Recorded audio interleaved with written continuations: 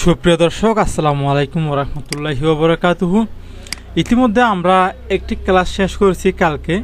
তো প্রথম পার্ট যারা দেখেন নাই তাদেরকে দেখে আসার জন্য অনুরোধ করা হলো, এবং আজকে দ্বিতীয় নম্বর পার্টে আমরা চলে আসলাম। প্রিভিয়াস পার্ট 1 আমরা একটা দোকান কিভাবে নেবেন, দোকান কিভাবে স্টাম্পপত্র করতে হবে, একটা দোকানকে আমরা প্রথম অবস্থাতে যেভাবে দোকানটা ক্রয় করে নিতে হয় অথবা দোকানটা যেভাবে নিতে হয় আর কি, সেভাবে আমরা কালকের ভিডিওতে প্রথম পার্ট 1 আমরা দিয়েছিলাম। এখন আজকে আমরা দোকানটা নেওয়ার পর আজকে পার্ট 2 এর মধ্যে আমরা আলোচনা করব দোকান ডেকোরেশন, দোকানের মালামাল, কম্পিউটার দোকান করতে কত টাকা পুঁজি লাগবে, দোকান প্রসার, বিক্রয় বৃদ্ধির কৌশল।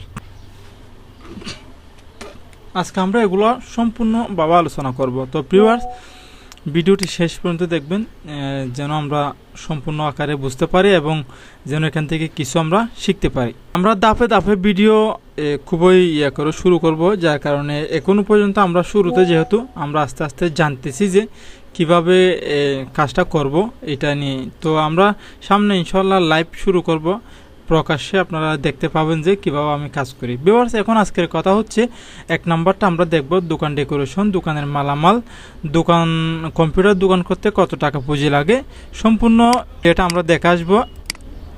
ভিউয়ার্স, এখানে দেখতে পাচ্ছেন একটা পিডিএফ ফাইল আমি ওপেন করেছি। এখানে লেখা রয়েছে কম্পিউটারের দোকান ব্যবসা খুব লাভজনক একটি ব্যবসা। আপনি গ্রাম অথবা শহরে যেখানে বসবাস করেন না কেন, বর্তমান ডিজিটাল যুগে প্রত্যেকেরই অনলাইন বিভিন্ন কাজে প্রয়োজন হয়। বিভিন্ন কাজে তারা কম্পিউটারের দোকানে যায়। বাজারে কয়েকটা কম্পিউটারের দোকান থাকলেও আপনি কম্পিউটারের দোকান দিতে পারেন, কোনো সমস্যা নেই। ভিউয়ার্স, যেহেতু তথ্য প্রযুক্তির যুগ, এখন কম্পিউটারের যুগ। ভিউয়ার্স, এখানে একটা আনুমানিক দোকানের মালামালের একটা আনুমানিক হিসাব দেওয়া হয়েছে। আমি কিন্তু রেটটা একটু ডিফারেন্স হয়েছে, এটা আগের একটা রেট সার্চের লিস্ট ছিল আমার, এই রেটটা একটু ডিফারেন্স হয়েছে, আমি এটা সংশোধন করে আপনাদেরকে বলবো। তো প্রথমে আমাদের দোকানের মধ্যে দোকান ডেকোরেশনটা ঠিক করে নেব।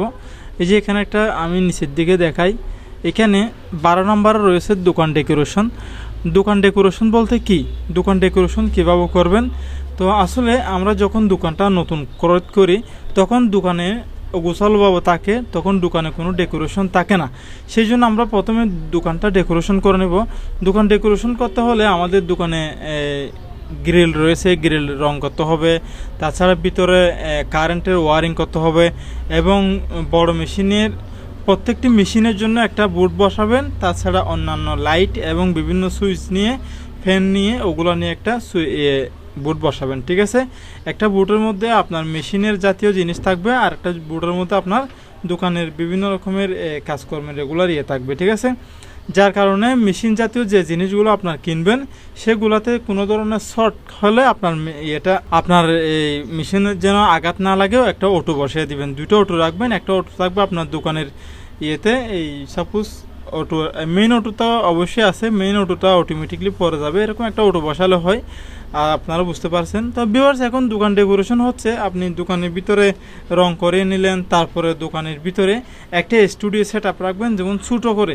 এই যে এখানে দেখতে পাচ্ছেন স্টুডিও সেট আপের যে লাইটগুলো এখানে দেখা যাচ্ছে, এই যে এভাবে করে যেন ক্যামেরা দিয়ে স্টুডিও সেট আপটা করতে পারেন। সেই জন্য ভিতর সাইড দিয়ে আপনি একটা কাজ করতে পারেন, যেমন একটা জায়গা রেখে সেখানে আপনি লাইটের এবং ছবি তোলার মতো একটা জায়গা রাখবেন। ঠিক আছে, তারপরে অন্যান্য দোকানের যে প্রিন্টার মেশিন, ল্যামিনেটিং মেশিন এবং কম্পিউটার সরঞ্জামগুলো বসানোর একটা আলাদা সিস্টেম করবেন। ঠিক আছে, যার কারণে লাইটিং সিস্টেমটা, এই যে স্টুডিও সেট আপটা কেন করতে হয়, ভিতরে মহিলা কাস্টমাররা আসে, বিভিন্ন সময় ছবি তুলতে হয়, ছবিগুলো পর্যাপ্ত পরিমাণ লাইটিংয়ের মাধ্যমে এবং কানের নিচে, কানের গোড়ার সিবুকের নিচে বিভিন্ন জায়গায় যেন আলো পৌঁছে, সেরকম একটা আলোর ব্যবস্থা করতে আমাদের হবে অবশ্যই।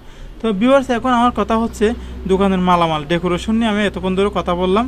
সেখানের মধ্যে কি কি মালামাল লাগবে একসাথে ডেকোরেশনের মালামাল সহকারে এখানে উল্লেখ করা রয়েছে। তো ফটোস্ট্যাট মেশিন, একটা ফটোস্ট্যাট মেশিন আপনার এখানে রয়েছে 38,000 টাকা, কিন্তু আমি এখন বর্তমান ফটোস্ট্যাট মেশিনের রেট আপডেট হয়ে এখন বর্তমানে একটা 50,000 টাকা দামের ফটোস্ট্যাট মেশিন অবশ্যই আপনার লাগবে, 50,000 নেবে। এখন তোশিবা 25 AD যেটা মডেল রয়েছে সেটা রয়েছে। তাছাড়া প্রিন্টার 11,000 এখানে লেখা রয়েছে। প্রিন্টার পড়বে আপনার মূল্য এখন বর্তমান প্রাইসে 15 থেকে 20,000 টাকার মধ্যে। ঠিক আছে, কম্পিউটার প্রাইস, কম্পিউটার হচ্ছে 30,000 থেকে 40,000 টাকা দামের একটা কম্পিউটার বাছাই করতে হবে আপনার, ভালো মানের গ্রাফিক্সের কাজ সহ যেন আপনি করতে পারেন। লেমিনেটিং মেশিন এখন বর্তমানে 5 থেকে 6,000 টাকা অবশ্যই নিচ্ছে।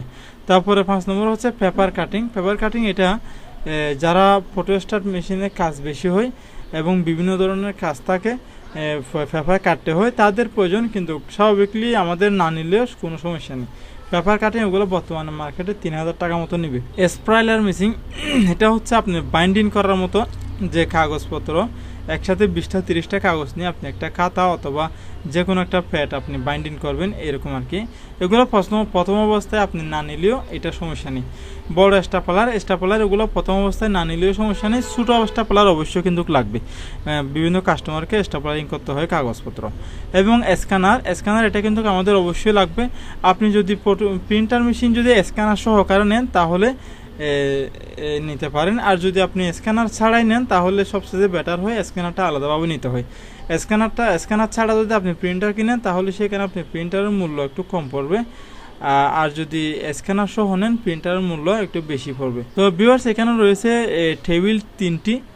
তো টেবিলের মূল্য আসলে একটা ক্যাশ টেবিল লাগবে আপনার কম্পিউটার সহ, আপনার কিবোর্ড রাখার মতো এবং পিসিটা রাখার মতো। আর তাছাড়া আবার হচ্ছে আপনি টেবিলে অন্য একটা টেবিল নেবেন, সেখানে আপনার ফটোস্ট্যাট মেশিন এবং প্রিন্টার মেশিন রাখতে পারবেন।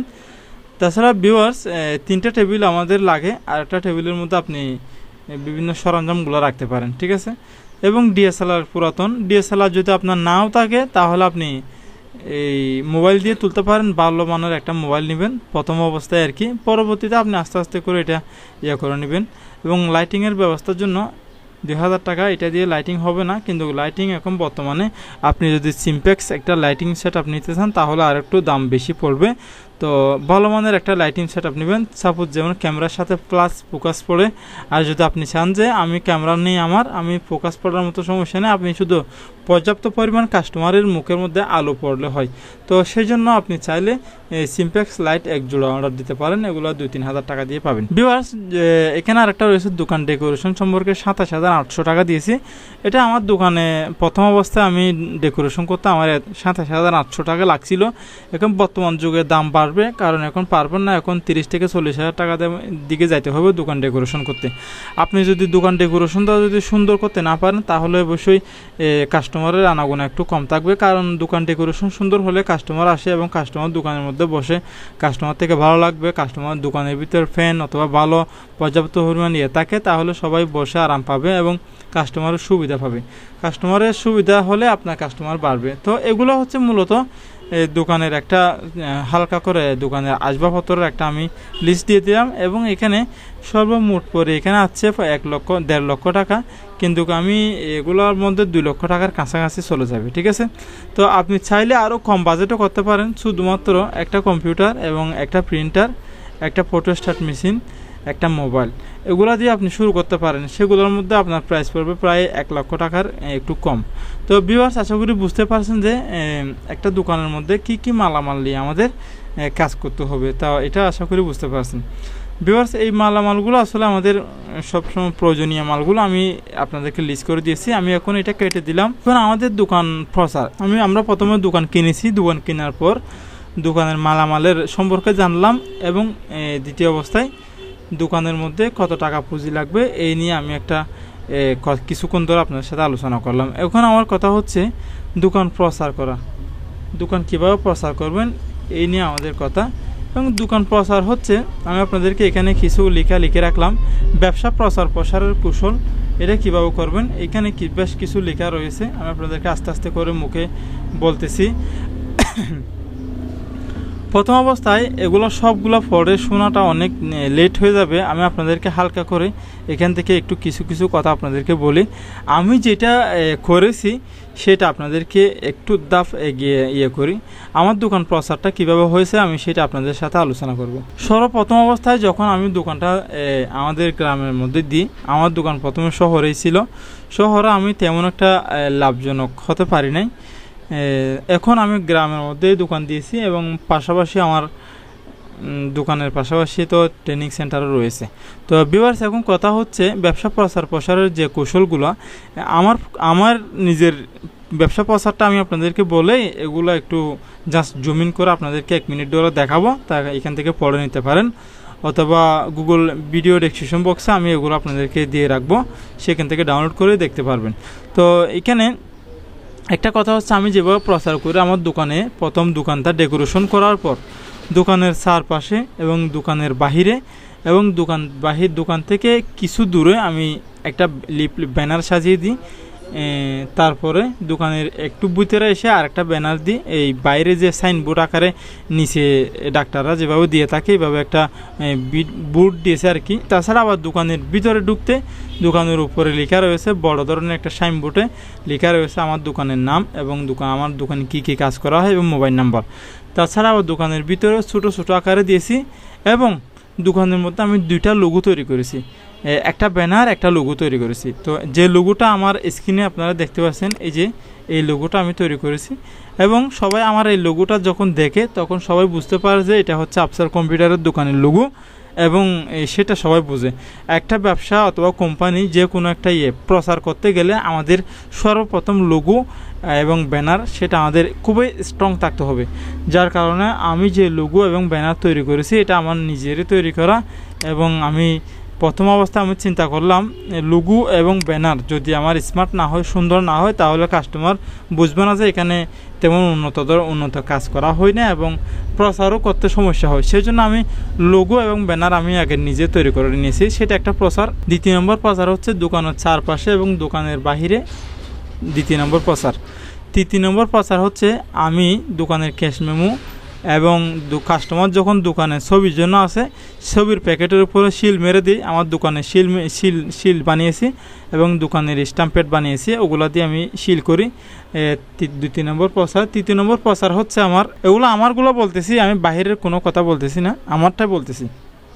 তারপর ছোটো ছোটো আমি পেস্টুন লিফলেট বানিয়েছি প্রায় 2000 মতো।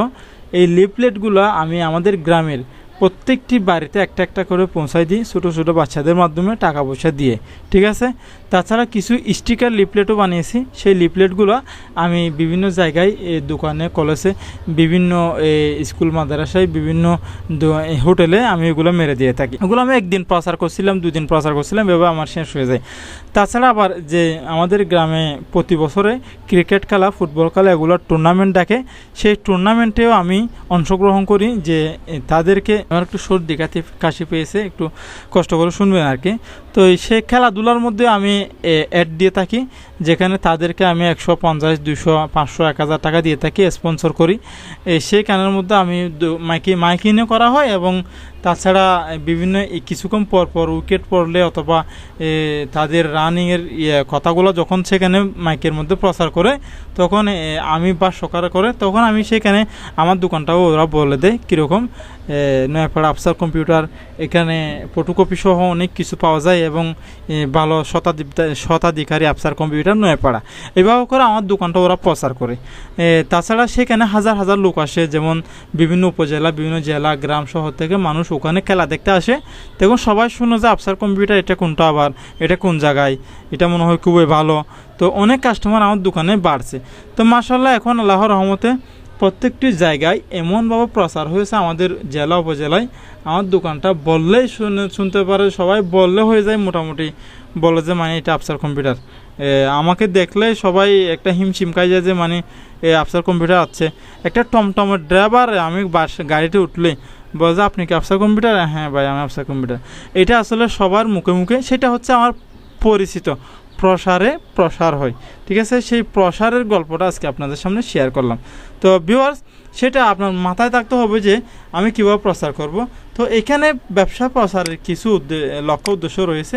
আমি আপনাদেরকে একটু হালকা করে দেখাচ্ছি। প্রথম অবস্থা আপনারা এটা একটু দেখে নিন, এবং এটা তো এতক্ষণ ধরে দেখলেন। আমি আস্তে আস্তে একটু নিচের দিকে আসি, এবং 7 নম্বর ওইটা একটু দেখুন। এটা একটু আপনারা পরে পরে দেখুন, ঠিক আছে?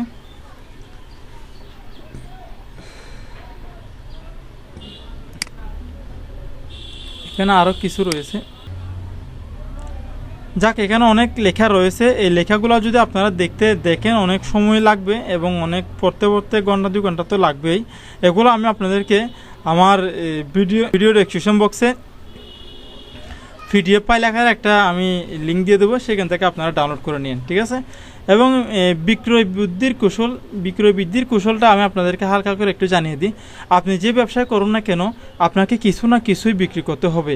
আপনাকে আপনার ব্যবসার নির্ধারিত গ্রাহক খুঁজে বের করতে হবে, এবং তাদের কাছে আপনার ব্যবসার পণ্য সেবা বা তথ্য বিক্রি করতে হবে। শুধু বিক্রি করলে তো আর হবে না। ব্যবসার লাভের জন্য এবং ব্যবসাকে টিকিয়ে রাখতে বিক্রয় বৃদ্ধির করতে হবে। কয়েকটা ধাপ এখানে রয়েছে। সেলস বিক্রির কিছুর উপায়: সম্ভাব্য গ্রাহকদের সংখ্যা বৃদ্ধি করুন, নতুন এবং বিদ্যমান গ্রাহকদের সাথে দৃঢ় সম্পর্ক গড়ে তুলুন, গ্রাহকদের সুবিধাগুলো লক্ষ্যীকরণ তুলুন, আপনার পণ্য বা সেবাটিকে কার্যকরভাবে উপস্থাপন করুন, নিজের উন্নয়ন বিনিয়োগ করুন, বিক্রয় এবং বাজারজাতকরণের মধ্যে সমন্বয় সাধারণ করুন, বিক্রয় কমিশন বা প্রদান বিক্রয় গতিবেগের প্রতি মনোনিবেশ করুন, এবং সময় ব্যবস্থাপনায় মনোযোগ দিন। শীর্ষ গ্রাহকদের প্রতি মনোযোগ হন, নতুন গ্রাহক খুঁজুন, শীর্ষ ক্রয়কারী এলাকা নির্ধারণ করুন। ভিউয়ার্স, অনেকগুলো লেখা এখানে রয়েছে, এগুলো আপনারা এক নজরে পড়ে আসবেন। আমি আস্তে আস্তে করে এখানে সবগুলা বললে তো সময়ের খুবই জরুরি, আমি মূলত কথাগুলো আপনাদেরকে বলতে পারবো না। এখানে দেখতে পাচ্ছেন অনেকগুলো ধাপ রয়েছে। তো আজকের ভিডিওতে আমরা জানতে পারছি যে 3টা ওয়ে। 1 নম্বর হচ্ছে দোকান ডেকোরেশন, দোকানের মালামাল, কম্পিউটার দোকান করতে কত টাকা পুঁজি লাগবে, দোকান প্রচার, বিক্রয় বৃদ্ধির কৌশল। এগুলো আপনারা অবশ্যই ভিডিও ডেসক্রিপশন বক্স থেকে আপনারা এগুলো নিয়ে নেবেন, নিয়ে একটু PDFটা একটু খুলে পড়ে দেখবেন, ঠিক আছে? অনেক কিছু জানতে পারবেন, অনেক কিছু শিখতে পারবেন। তো ভিউয়ার্স, অনেক কথা তো আজকে হয়ে গেছে, এবং কালকে থেকে হালকা করে আমি আরেকটু কথা উল্লেখ করে ইনশাআল্লাহ 4র্থ পর্ব থেকে আমরা সরাসরি এই ক্লাসগুলো তৈরি করব, যেমন কি কাজ করা হয় কম্পিউটার দোকানে, এই নিয়ে আস্তে আস্তে শুরু হবে আমাদের ক্লাসগুলো। ধৈর্য সহকারে দেখবেন, ইনশাআল্লাহ মজা পাবেন এবং শিখতে পারবেন। এখান থেকে অনেক কিছু আপনারা শিখতে পারবেন।